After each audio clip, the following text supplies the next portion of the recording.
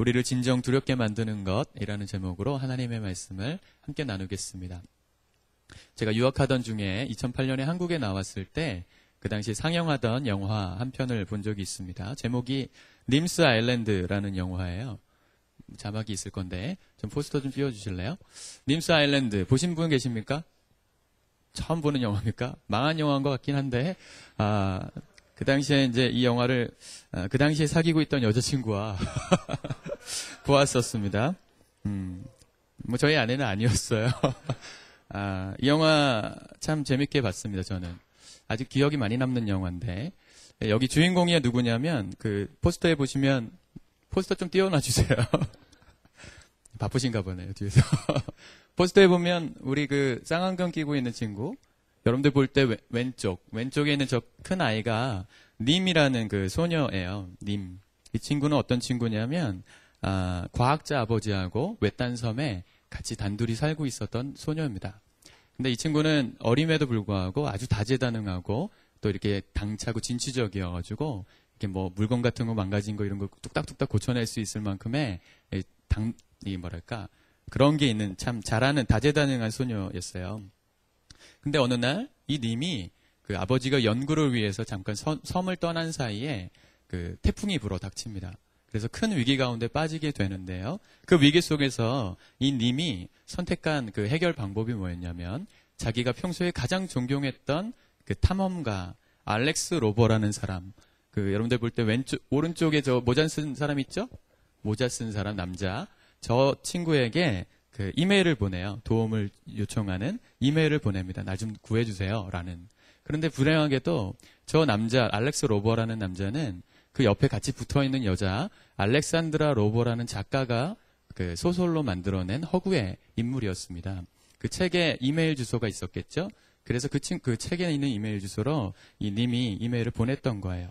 불행하게도 이 알렉스 로버 소설 속의 주인공과는 정반대로 그 소설을 썼던 이 알렉산드라 로버라는 여자는 이 탐험가와는 전혀 무관한 삶을 사는 그런 사람이었습니다. 심지어는 결벽증이 있어가지고 글을 쓰다가도 손에 이게 더러워졌다 싶으면 손 세정제를 여러 번 뿌려가지고 손을 소독해야만 하는 그런 결벽증이 있는 사람이었고요. 집 밖에 나가지를 못하는 광장공포증이 있었어요. 그래서 우편물을 가지러 마당에 이렇게 나가도 막 너무너무 무서워가지고 벌벌 떠는. 그래서 겨우 그 우편함에 가서 이 님의 편지를 받게 되는데 그 장면이 아주 재밌게 이 영화가 그려지거든요. 그랬던 그녀가 그렇게 참 탐험과는 거리가 멀었던 이 알렉산드라 로버라는 여자가 위기 상황 속에서 자기만 애타게 기다리고 있을 이 어린 님을 위해서 구하기 위해서 일생일대의 모험을 떠나는 이야기로 이 영화가 전개가 됩니다. 참 재밌고 많은 걸 깨닫게 하는 그런 영화라고 지금도 기억이 나는데 오늘 제가 주목해보고 싶은 사람이 바로 이 알렉산드라 로버라는 여인입니다. 그에게 있어서는 두려움의 요소가 있었습니다. 세균이 나를 막 삼킬까 이 두려움 결벽증이 있었고요. 마당에 나가면 누가 나에게 총을 쏴서 죽이지 않을까 하는 광장 공포증이 있었던 사람이죠. 내용과 환경은 다를 수 있겠지만 오늘 이 알렉산드라 로버라는 사람과 동일하게 저와 여러분들의 삶에도 혹시 우리를 두렵게 만들고 있는 두려움의 요소, 우리를 불안하게 만드는 불안함의 요소가 있지 않겠습니까? 우리는 그녀에게서 우리가 버려야 할 것 한 가지를 발견할 수 있습니다. 두려움이라는 것이죠. 두려움이라는 단어는 다른 말로 표현하면 걱정, 염려, 불안 이 정도가 되지 않을까 싶습니다. 여러분들에게는 저에게는 비록 형태와 내용은 다를 수 있지만 지금 우리도 다양한 문제 가운데 두려워하거나 불안하거나 고통스러워하고 있는 모습은 있지 않을까 하는 마음이 들었습니다. 저는 오늘 본문 말씀 속에서 우리를 두렵게 만드는 것 그 두 가지를 찾을 수 있었습니다. 첫 번째는 우리를 두렵게 만드는 것 첫 번째는 환경이에요. 환경. 우리 옆에 계신 분들하고 한번 인사해 볼까요? 우리를 두렵게 만드는 것은 환경입니다. 오늘 말씀 보면 제자들이 예수님과 함께 배를 타고 가는 장면이 나오죠. 피곤하셨던 예수님께서 주무시는 사이에 바다에 폭풍이 불어와서 그 험악한 물결 앞에 제자들이 두려운 마음이 이렇게 찾아오는 장면이 나와요. 그 제자들이 다급했던 심리가 25절 말씀에 잘 표현되어 있습니다. 25절 한번 같이 읽어볼까요? 함께 읽겠습니다. 시작.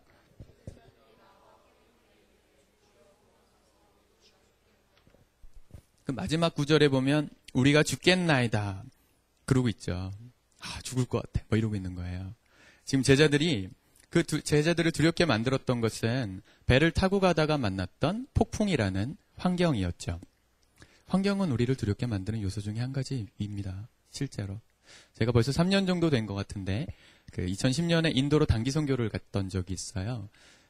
단기 선교 일정 중에 천고 호수라는 히말라야 산맥에서 한 3,750m 정도 올라가는 곳에 있는 아주 작은 호수를 찾아갔던 적이 있습니다. 사진이 있는데요. 우리 전도사님 사진 좀 띄워주실래요? 첫 번째 사진을 띄워주시면 호수에 찾아가서 우리가 했던 사역이 뭐냐면 중보기도 사역이었습니다. 네, 중보기도. 첫 번째 사진을 띄워주세요. 네. 저 중에 제가 누굴까요? 보이세요, 여러분? 저 중에 보시면 누굴 것 같아요? 맨 왼쪽에 기타 메고 있는 사람이 전데요. 아무것도 안 보이죠, 밖에 배경이. 왜 그러냐면 고지가 높아가지고 가스가 안개가 쫙 깔려가지고요. 정말 이 상황적으로도 그렇지만 저 당시에도 아무것도 보이지 않았어요. 호수라 그러는데 호수는 하나도 안 보이고 저런 상태로 그냥 있었던 곳을 찾아갔습니다. 우리가 저 사역을 했던 이유가 뭐냐면 저 땅이 티베트 불교가 시작되는 거점이에요. 그래서 각종 우상들이 막 세워져 있고 그래서 티베트 불교의 영향권 아래에 있는 우리 땅을 중보하면서 대적 기도하러 갔던 거거든요. 기도는 한 20분 정도 하고 내려왔습니다. 근데 저기 찾아가는 게 한 2-3시간 걸렸어요. 근데 가는 길이 얼마나 험하고 무섭냐면 뭐 이렇게 돼 있습니다. 그 다음 사진 한번 보여주실래요? 이걸로는 잘 실감이 안 가는데 이게 뭐냐면 지금 3,000m가 넘는 고지에 산 비탈을 깎아가지고 차 한 대 정도 지나다닐 정도의 길을 만들어 놓고 거기를 다니게 한 거예요. 그게 길인 거예요. 그 다음 사진이요. 근데 비가 막 그 당시에 우기여가지고요. 비가 엄청 쏟아졌는데 비가 쏟아지니까 잘 가꾸어지지 않는 산 비탈을 깎았으니 산사태가 막 나겠죠. 실제로 우리도 저런 첨벙첨벙 거리는 길을 가다가 저희 앞에 산이 무너져가지고 그게 복구될 때까지 한 3시간 정도 기다리고 있어야 하는 그런 상황을 맞이하기도 했었습니다. 그 다음 사진요. 고지가 굉장히 높은데 이거는 별로 안 높아 보이죠? 그 다음 거는 한번 보여주실래요? 저 보이세요? 어디가 길인지 아시겠어요? 저게 산인데 저기 지금 중간쯤에 이렇게 좀 내리막길이 돼 있죠? 차가 다니고. 근데 가드레일이 없어요. 차 한 대 다닐 정도의 길에 가드레일이 옆에 없다 보니까 이 창문에서 이렇게 봐도 이렇게 한 2,000m 낭떠러지가 그냥 보이는 그런 곳을 찾아갔었습니다. 아주 참 위험하고 정말 기도가 절로 나오더라고요. 하나님 이대로 죽으면 지옥 가면 안 되니까 회개하고 막 그랬거든요. 우리 팀원 중에 이 사진을 찍어주셨던 아주 전문 사진 작가 친구가 팀원이었는데 그분이 이렇게 고백하더라고요. 이런 선교 일정 중에 이런 거 있는 줄 알았으면 안 따라올 뻔했다. 안 따라오는 게 좋았겠다. 뭐 그렇게 할 만큼 우리를 굉장히 두렵게 만들었던 그런 시간들이었습니다. 이처럼 우리를 두렵게 만드는 것은 환경적인 요소가 꽤 많아요. 오늘 본문에서 제자들이 폭풍우 가운데 두려워하고 있죠. 제가 저런 거대한 산맥 앞에서 길 앞에서 두려움을 느꼈던 것처럼 저와 여러분들을 두렵게 만들고 있는 환경이 있지 않습니까? 상황적으로 집안의 어려움이 그런 두려움의 요소가 되는 분들도 계실 것이고 몸에 질병이 있어서 그 질병으로 인해서 고통받는 그 환경 가운데 놓인 지체들도 있을 겁니다. 이러한 것처럼 우리를 두렵게 만드는 첫 번째 요소는 환경이라는 것이죠. 그리고 두 번째, 우리를 두렵게 만드는 것은 무엇일까요? 바로 두 번째 요소는요, 사람입니다. 사람.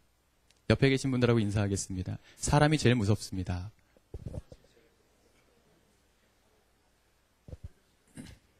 오늘 말씀을 보니까 이 거친 폭풍우를 뚫고 나가고 도착한 곳이 어디였냐면 가다라 지방이라는 곳인데 거기에는 무덤 사이에서 살고 있는 귀신 들린 사람 2명이 있었습니다. 그들을 만난 것이죠. 귀신 들린 사람이 어찌나 사나웠는지 아무도 그 길로 지나가지 못했다. 성경은 그렇게 말해요.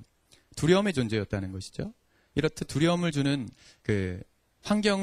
두려움을 주던 환경을 딱 지나왔는데 이번에는 두려움을 주는 사람이라는 존재를 만나게 된 것을 볼 수 있어요. 실제로 그렇지 않습니까? 전 청년 사역을 하다 보면 섬기는 지체들을 만나고 신방할 때 뭐가 힘드니? 그러면 거의 빠지지 않고 이 관계 때문에, 사람 때문에 힘들어하는 고민들을 많이 듣습니다. 그 직장인들 가운데 도저히 답이 안 나올 것 같은 그 사람 때문에 너무너무 힘들어요. 이렇게 얘기 많이 해요.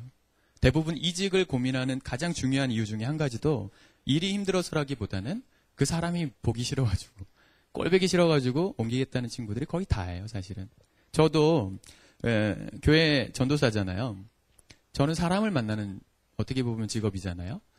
저도 수많은 사람들을 대합니다. 뭐 좋은 사람만 있겠습니까? 제가 아까 명현이랑 잠깐 얘기하는데 다 마음에 들어서 여러분 맨날 뭐 제가 카톡 보내고 알랑방구 끼고 뭐 수련회 가자 그러고 뭐 그러겠어요? 마음에 안 드는 사람이 있어요. 근데 왜 그렇게 제가 뭐 사랑한다 뭐 신방하자 밥 사줄게 이럴까? 뭐 주님 맡기신 사명이니까 그러는 거겠죠. 저도 까다로운 사람, 상대하기 힘든 사람, 제가 제일 마음이 어려울 때는 언제냐면 일이 많고 이럴 때가 아니고요. 사람과의 관계가 문제가 생겼을 때 제일 힘들더라고요. 교회 사역도. 그렇지 않습니까? 까다로운 사람, 마음에 안 드는 사람, 이런 사람 상대할 때면 어김없이 그 사람을 피하고 싶은 마음이 저에게도 들더라고요. 이렇게 사람은 우리를 두렵게 만드는, 힘들게 만드는 또 다른 요인 중에 하나임을 알 수 있어요. 오늘 우리를 두렵게 만드는 요소 두 가지, 환경과 사람이 있음을 보았죠. 근데 그 환경과 사람을 만날 때 우리 일반적인 사람들의 반응이 무엇일까요? 어떻게 반응할까요? 본문에서는 이렇게 말합니다.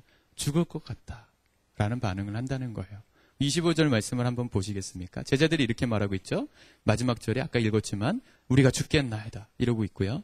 28절에서요. 귀신 들린 자가 무서워서 그 길을 지날 수 없다고 말하고 있고요. 이처럼 우리는 두려움의 환경과 사람 앞에서 죽을 것 같다는 반응을 한다는 것이죠. 여러분들 그런 분 신 적 있으세요?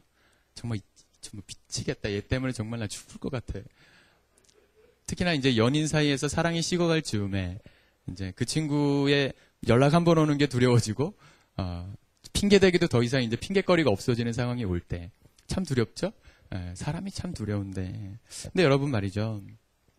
이럴 때 환경과 사람이 제일 두려운 것 같은데 사실은 우리가 가장 두려워해야 하는 것, 설교 제목이기도 하지만 우리가 진짜 두려워해야 되는 것은 예수님이라는 사실을 여러분들 알고 계십니까? 예수님. 사실 이 마태복음 8장부터는요. 이 성경을 기록한 마태는 산상수훈이 끝난 직후 7장까지 산상수훈이 끝나요. 그리고 그 산상수훈이 끝난 직후부터 예수님께서 보이셨던 10가지의 기적 사건을 지금 나열하기 시작하고 있는 거거든요. 그 첫 번째 기적이 폭풍우를 잠잠케 하신 거고요. 두 번째가 귀신 들린 사람을 쫓아내신 거예요. 그러면서 앞으로도 8가지 기적이 쫙 나와요. 왜 나올까? 이 얘기를 왜 하는 줄 아십니까, 여러분? 그 기적 이야기들은요. 우리 예수님이 하나님이심을 강조하기 위해서 쓰여진 이야기들이에요. 왜요? 마태가 이 성경책을 썼던 이유는 뭐냐면 유대인들을 위해서 이 성경책을 쓴 거예요. 예수가 메시아야. 너희들이 기다리던 구세주야 라고 설명하기 위해서 이 마태복음을 쓰고 있는데 그는 다른 랍비들과 비교할 수 없는 전능하신 하나님이라고, 사람이 아니시라 전능하신 하나님이심을 강조하기 위해서 이 사건들을 쓰고 있는 거예요. 무슨 얘기인지 아시겠죠? 풍랑을 멈추게 하신 예수님을 보면서 제자들이 하는 고백을 들려주고 싶었던 거예요. 27절입니다. 27절 같이 읽어봅시다. 시작. 그 사람들이 놀랍게 여겨 이르되 이가 어떠한 사람이기에 바람과 바다도 순종하는가 하더라. 사랑하는 여러분, 우리 예수님은요, 전능하신 하나님 그 자체이신 줄 믿습니다. 하나님께는 불가능한 것이 없어요. 그것을 깨달을 때 비로소 우리는 우리를 두렵게 만드는 환경이 아니라 우리가 정말 두려워해야 하는 그 하나님 앞에 우리를 세우게 될 것입니다.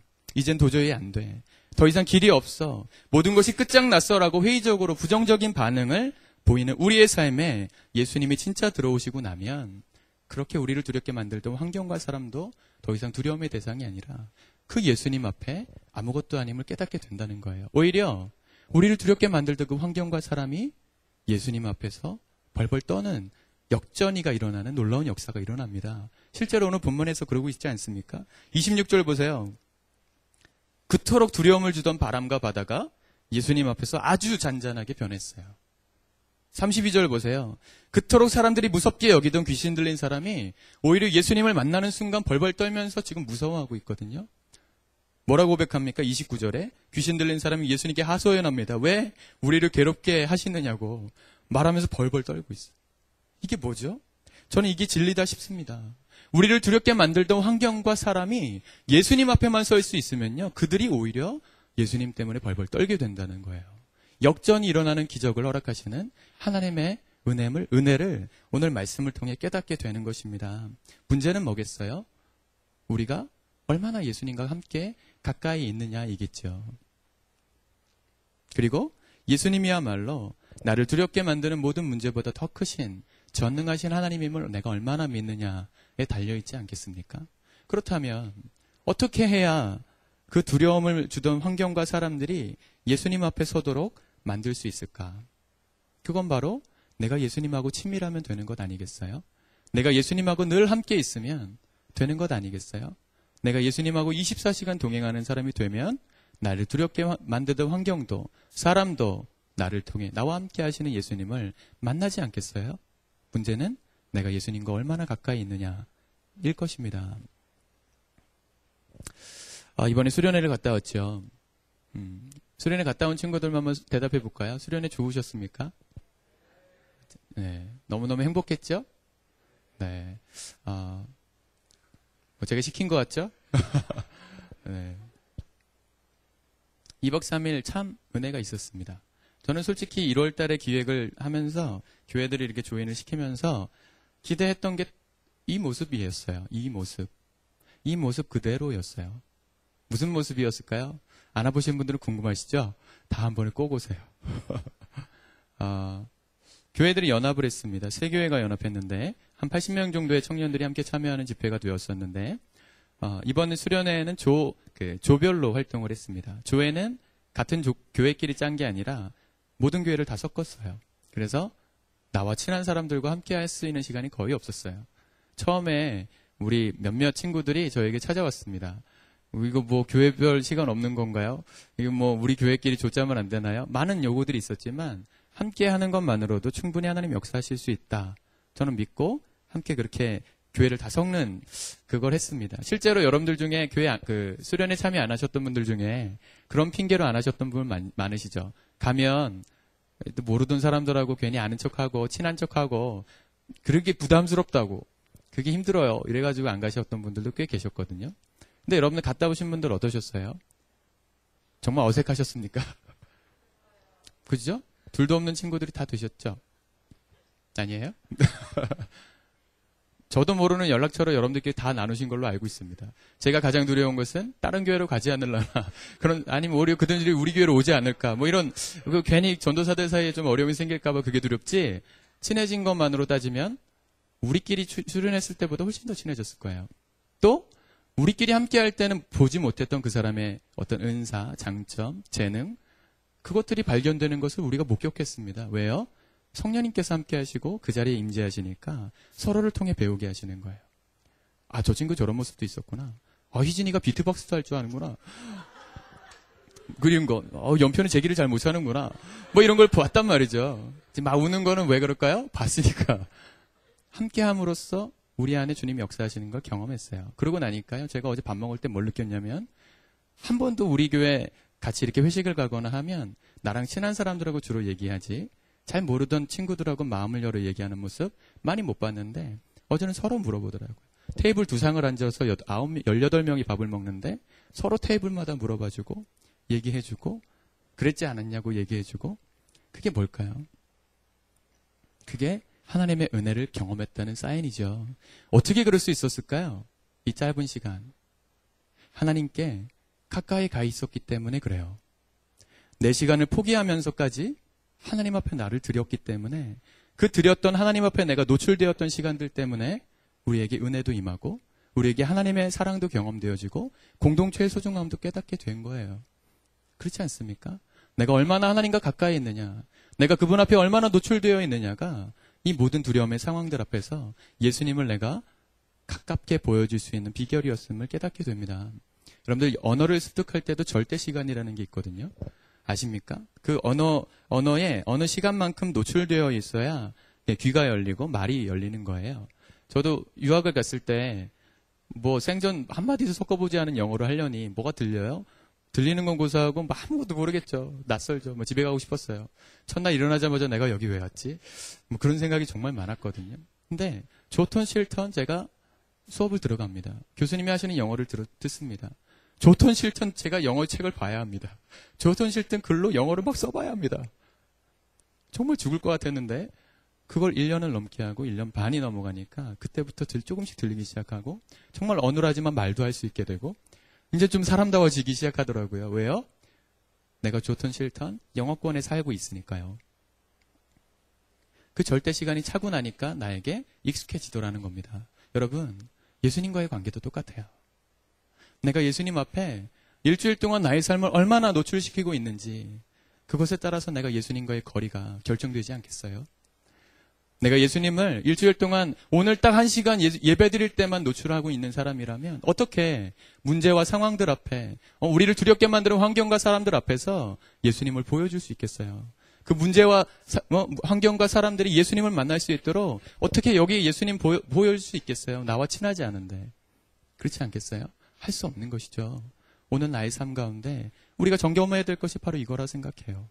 내가 예수님 앞에 일주일 동안 오늘 하루를 살 때 내가 얼마나 예수님을 생각하며 살았는지를 우리가 정직하게 돌아봐야 되지 않겠습니까? 예수님 믿는 사람들인데 믿는다고 말하지만 우리의 삶이 따르지 않고 보여줄 수 없다면 가짜일지 않을까 싶은 마음이 제게 들었습니다. 우리 이번에 수련회에서 은혜 받을 수 있었던 거 좋든 싫든 2박 3일 무릎 꿇고 하나님 앞에 나가고 예배 시간 지켜나가고 내가 잘 모르는 찬양이지만 함께 박수치면서 찬양도 해보고 둘째 날 마지막 날 밤에 이문미 선교사님이 주여 기도시키셨죠. 제가 부탁했거든요. 사실은 우리 아이들이 반응이 별로 없습니다. 아멘도 잘 안 하고요. 따라하라 그러면 인사하세요 그러면 입만 뻗고 이러고 말고요. 이렇게 기도하라 그러면 통성기도는커녕 그냥 시계만 보고 있는 아이들입니다. 그래서 이번에 수련회 때 가신 분들 알지만 핸드폰은 다 뺏었거든요. 왜? 하나님 앞에 노출하려고. 이거에 노출하지 말고 하나님께만 집중하려고 그렇게 했거든요. 근데 마지막 날 이문미 선교사님이 통성기도 시키시는데 어떻게 했어요? 이제부터 30분 동안 기도하는데 주여 백창하겠습니다. 이랬죠. 주님만 계속 부르자는 거예요. 주님만 주여 주여 이걸 30분 동안 하자 그러셨죠. 전 약간 당황스러웠어요. 사실. 이거 될까? 얘네들이 할 수 있을까? 제가 기도할 때 뒤에서 마이크를 잡고 함께 기도하는데요. 처음에 10분은 정말 죽는 줄 알았어요. 저도. 몸이 막 깨지는 줄 알았어요. 저도 정말 오랜만에 부르짖었거든요. 제가 뒤에서 주로 섬기다 보니까 그 기도 시간에 거의 눈 뜨고 있어야 해서 기도를 잘 못하는데 한 10분 동안 정말 힘들었어요. 아이들도 막 힘들어 죽으려고 그래요. 무릎 꿇고 앉았는데 다리도 아프지 소리도 안 나오지 부끄럽지 옆 사람 내 목소리 이름부터 다 그랬죠? 저는 막 정말 힘들었어요. 근데 10분이 넘어가는데요. 놀라운 일이 일어나는 거예요.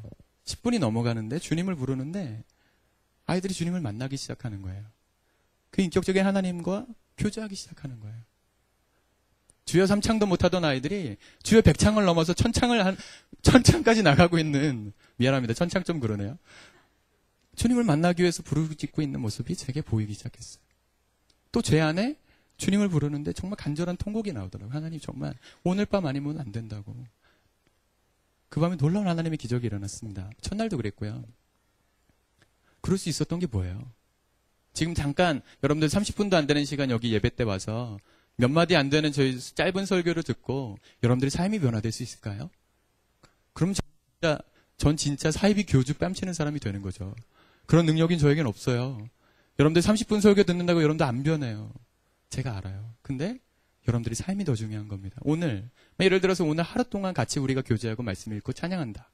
그럼 여러분들 신앙이 이만큼 클걸요? 왜요? 그분 앞에 날 노출시킨 거니까요.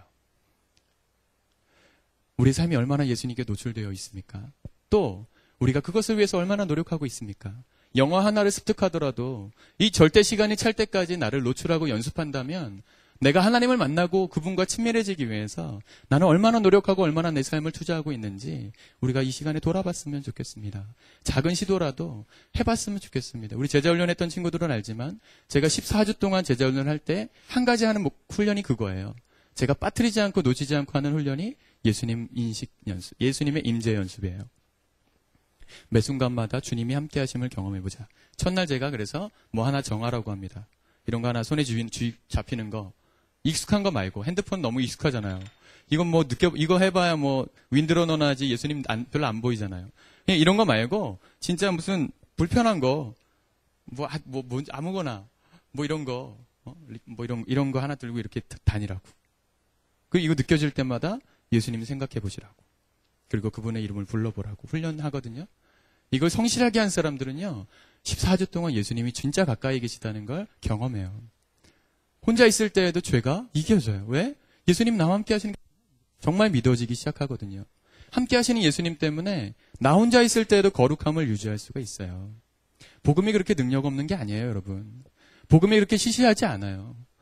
아무리 설득하고 좋은 사진 보여주고 이런다고 여러분들 삶이 변화될 것 같으면 여러분들 엔터테인먼트 회사를 차려야죠, 교회가. 화려하게. 그게 아니에요. 복음은요, 말씀만으로도 능력이 있고, 한 구절만으로도 나의 인생을 바꾸는 정말 살아계신 하나님의 능력이고 말씀인 줄 믿습니다. 내가 그분 앞에 얼마나 노출되느냐가 키워드예요. 그런데 한번 그렇게 살아보고 싶지 않습니까? 시시한 그리스도인 살지 마시고, 문제와 상황과 환경 앞에서, 사람 앞에서 당당하게 예수님을 보여주고, 그들이 오히려 예수님 때문에 떨고 두려워서 떠나가는 기적의 역사, 이기는 역사를 경험하는 능력 있는 그리스도인들을 여러분들 쓰시기를 우리 주님의 이름으로 축복합니다. 주님이 그렇게 여러분들 세우실 거예요. 언제요? 내가 내 마음을 주님께 노출할 때. 예수님은 여러분들의 마음을 강제로 열지 않습니다. 열실 수도 없습니다. 그분은 인격적인 사랑을 원하시기 때문에 그래요. 남녀가 사랑할 때, 제가 우리 아내를 사랑할 때 강제로 아내의 마음을 열었다면 저는 나쁜 사람인 거예요. 그렇지 않습니까? 왜 성범죄자들이 나쁜 거예요? 강제로 그 사람의 사랑을 뺏으려고 했으니까. 하나님은 그러고 싶어 하지 않으시는 거예요. 여러분들이 정말 사랑하기 때문에 지켜주고 싶은 거예요. 기다려주고 싶은 거예요. 제가 마지막 날 큐티를 하는데요. 수련의 마지막 날. 그날 창세기에 라헬이 드디어 요셉을 낳은 이야기가 나왔습니다. 근데 그 말씀을 읽을 때 하나님께서 요셉을 라헬에게 주실 때 하나님이 그 라헬을 기억하셨더라 이랬어요. 라헬이 애를 못 낳는 여자였어요. 불임이었어요. 근데 언니 레아가 딸 디나를 낳고 난 그때 하나님께서 라헬을 기억하셨더라 그랬거든요. 뭐예요? 하나님께서 라헬을 잊지 않고 계셨어요. 얼마나 외로웠을까? 하나님, 나만 왜 이 모양이에요? 왜 나만 내 삶은 맨날 이 모양으로 힘들어야 해요? 하나님 나를 버리신 겁니까? 나를 안 사랑하시는 거예요? 원망하지 않았겠어요, 라헬도? 그때 다 포기할 것만 같았던 그때 하나님은 아니요. 하나님의 딸을 기다리셨고 그 라헬을 생각하셨어요. 그 인내, 기다리는 사랑이 인내구나. 그날 깨달았어요. 사도 바울도 얘기하지 않습니까? 사랑은 오래 참고. 오래 참는 게 사랑이래요. 그날 하나님의 사랑을 경험했어요. 우리 청년들을 기다리고 계시는 하나님의 사랑을 말씀을 통해 깨닫게 됐어요. 하나님이 진짜 기다리시는구나. 정말 사랑하니까 강제로 하지 않으시고 여러분들이 마음을 열 때까지 기다려주시는구나. 그게 사랑이구나. 그걸 알았어요. 사랑하는 여러분, 시간이 좀 지났지만 저와 여러분들의 삶 가운데 예수님은 얼마나 큰 비중이 있는 분이십니까? 정말 그분이 나의 주님 맞아요? 그러면 내 삶이 얼마나 그분께 노출되어 있어요? 우리가 새로운 일주일은 정말 결단했으면 좋겠어요. 예수님, 내 삶의 왕으로 임하여 주옵소서. 내가 주님을 정말 많이 생각하고 싶습니다. 아직 내 몸에 배이지 않아서 연습이 안 된다면 뭐 하나라도 쥐고 다니겠습니다. 하나님, 내가 정말 주님 생각하며 살 수 있는 사람 되게 해주세요. 그럴 때 여러분들을 괴롭히던, 여러분들이 두렵게 만들던 환경과 사람은 예수님 앞에서 떠나가고 이기는 놀라운 역사가 저와 여러분들에게 일어날 줄 믿습니다. 그런 기적의 주인공들 다 되실 수 있기를 우리 주님의 이름으로 축복합니다. 우리 시간 기도하겠습니다.